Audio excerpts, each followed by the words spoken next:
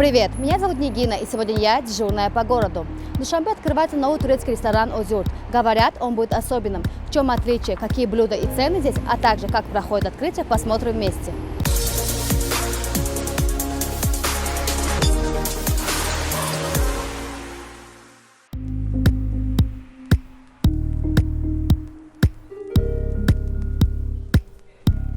Таджикистан стал второй страной, где открывается ресторан под брендом «Озюрт».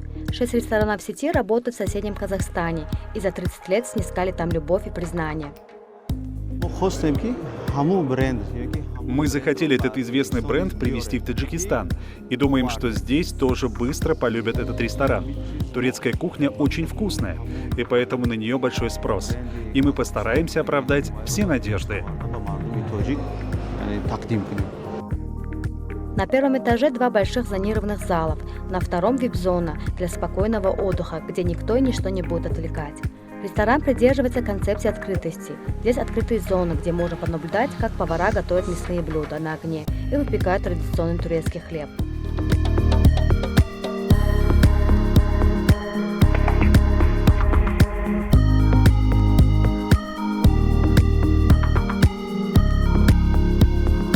В меню ресторана знаменитые искендер-кебаб, бейт-кебаб, кюфте, ароматные супы, многочисленные варианты салатов, восточная выпечка.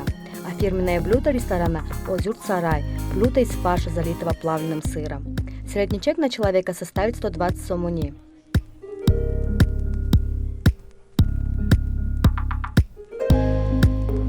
Турецкая кухня полюбилась таджикистанцам, и таких ресторанов в Душанбе становится все больше, но «Озюрт» со своей уникальной концепцией займет особое место.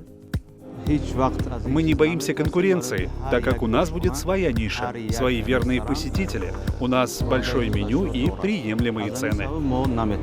Все рестораны, которые турецкие есть в Душанбе, я был, не только в Душанбе, в Таджикистане, который есть, был.